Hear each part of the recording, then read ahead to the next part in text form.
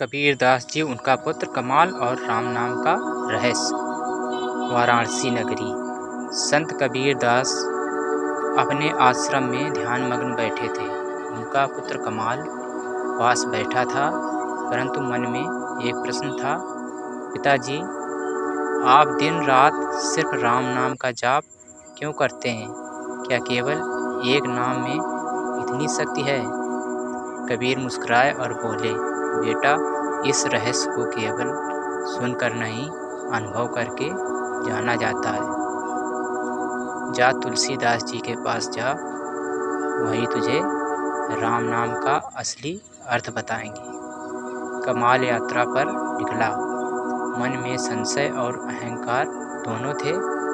वह सोचता जा रहा था, सिर्फ नाम जपने से क्या कोई ईश्वर को पा सकता है? कुछ दिन बाद वह तुलसीदास जी के आश्रम पहुंचा। तुलसीदास जी उस समय रामचरितमानस का पाठ कर रहे थे। कमाल ने प्रश्न किया, महाराज, मेरे पिता कहते हैं राम नाम ही सबसे महान है, पर मैं समझ नहीं पाता कि एक नाम में कैसी शक्ति छिपी है।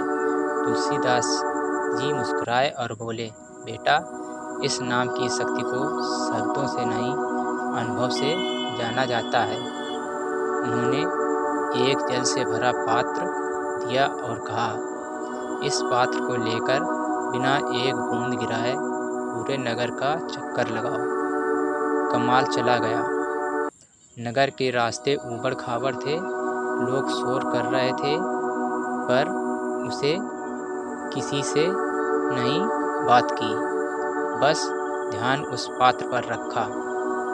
वापस लौटने पर तुलसीदास जी ने पूछा, बेटा, तूने नगर में क्या देखा? कमाल बोला, कुछ नहीं देखा महाराज, मेरा सारा ध्यान तो इस जल पर था। तुलसीदास जी बोले, जैसे तूने एक भी बूंद गिरने नहीं दी, वैसे ही जो मनुष्य अपने जीवन में राम नाम को सदा थामे रखता है, वह संसार की विकर्षणाओं में भी डूबता नहीं। उस क्षण कमाल को राम नाम का रहस्य समझ में आया। वह पिता कबीर दास जी के पास लौटा और चरणों में गिर पड़ा। पिताजी, अब समझ गया, सच में राम नाम ही सबसे बड़ा मंत्र है। जिसने इसे पकड़ लिया, उसे कोई माया डिगा नहीं सकती। कबीर मुस्कुराए और बोले, बेटा, यही सच्चा ज्ञान है। नाम में ही ब्रह्म है, नाम में ही संसार का आधार है। और तभी आकाश से एक दिव्य आवाज आई, जो राम नाम में लीन हुआ, वही सच्चा जीवन मुक्त है।